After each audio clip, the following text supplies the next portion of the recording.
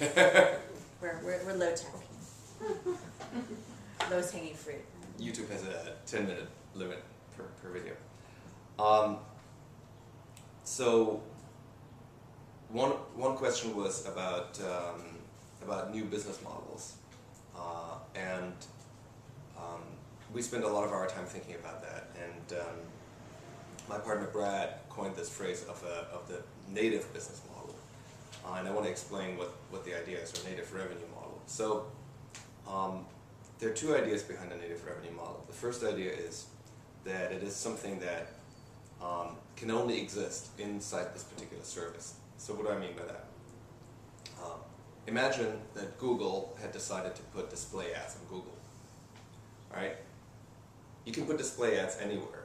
It doesn't matter which site it is, as long as you have real estate, you can put display ads on. So that's not a native revenue model. What did Google decide to do instead? They decided to do keyword advertising. That's native. You can only do keyword advertising when you have keyword search. So you can only advertise against intent when you have consumer intent. So that's one aspect of a native revenue model, is it can only exist inside this particular service. The ideal native revenue model also makes the service better.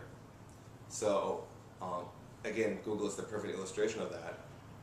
Google gives you organic search results, which can be very good, but the sponsored results are often as good, if not better, and you often click on those. So Google actually has a way of making money that makes the service better for users.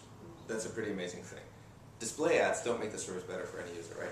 Display ads just clutter your experience. So I had an interesting meeting yesterday with a journalist who works for a magazine, well-known magazine, and who's thinking of leaving there together with a couple of colleagues and start a new news site. And he asked me what I thought the revenue model should be and whether I thought they should put advertising on the site. And I was pretty adamant that they should try to see whether you could start a news site without any advertising on it. And so let me give another example of what a native revenue model for a news site might be.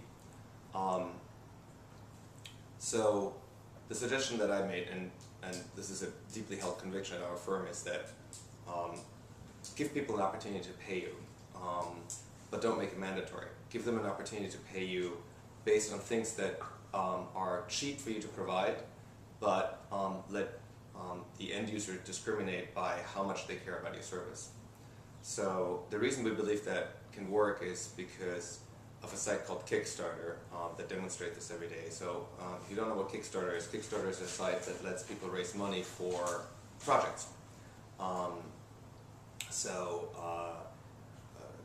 Lots of projects on there are of the form where somebody says, I want to make a new record, I need $10,000 to rent studio time, will you please contribute? And the way it works is you can give any amount, $5, $50, $500. And depending on the amount you give, you get certain benefits.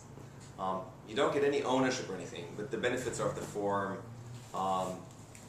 Maybe you'll get an email, if you give very little, you'll get an email with the song, before the song first comes out. Or, if you give a little more money, maybe you'll get a t-shirt signed by the artist.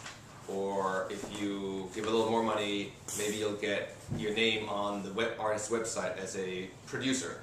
So the rewards are tiered. Each reward, in essence, is easy to produce for the person. It doesn't cost a lot of money, but is emotionally meaningful to the recipient. And so what's happening on Kickstarter is that literally every month millions of dollars are raised for projects. And we believe that the same could be true for journalists. So they could offer speaking engagements or private discussions, or even they could offer signed t-shirts. Things that are cheap to produce and that people who really care about the content of the author can sort of feel like they're contributing. And you could go a step further.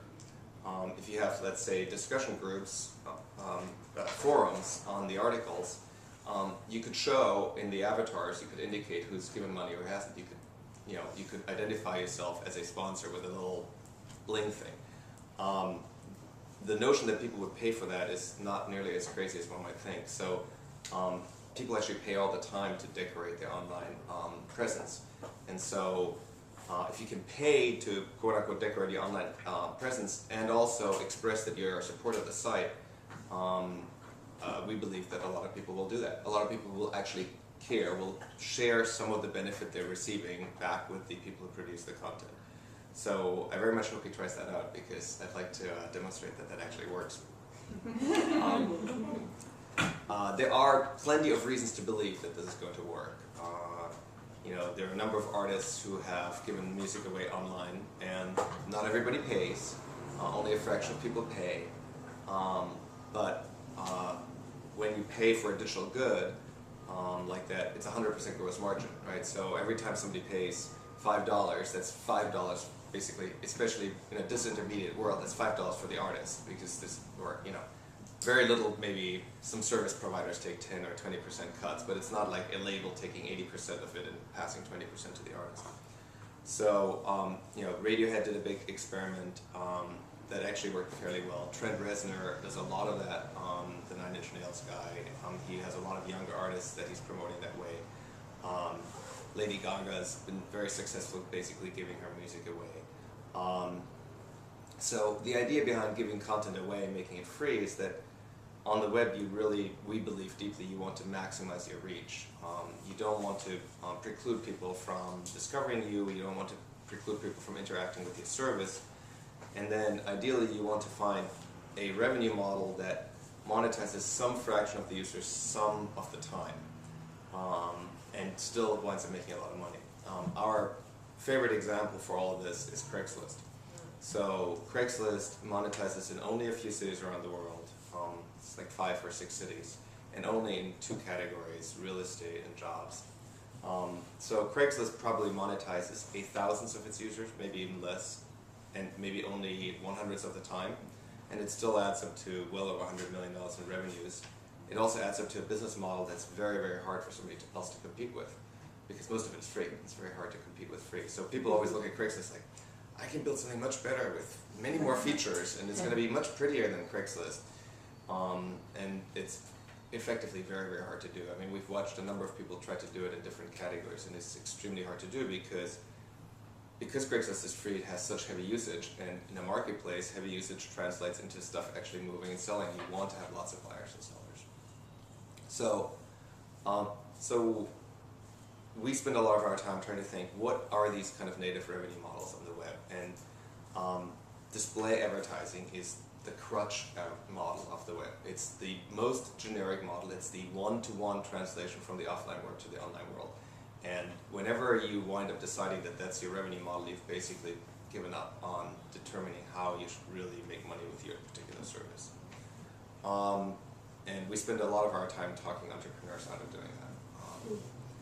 The other thing that we think is a real crutch is charging for features. So we're investors in Tumblr, which is a microblogging platform. And when we first invested, David Karp, who's the founder, said, the way we're going to do this is going to be a freemium model. You know, we're going to have a free version, and then we're going to have more features in the paid version.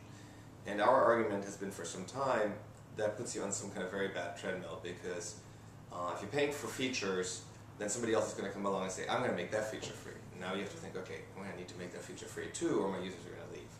So we're much more interested in not competing on features, where somebody will always start making this comparison matrix in their head, which is, you know, this service is giving me these features and it's charging this much, this service is giving me these features, charging this much, so I should switch from this service to this service. So isn't that a common model though among, you know, in the open source B2B type of products? Like so it's a very common model in the business world, yeah. and I'll come back to that in a second, because that's where things I think are going to get really interesting in the next few years.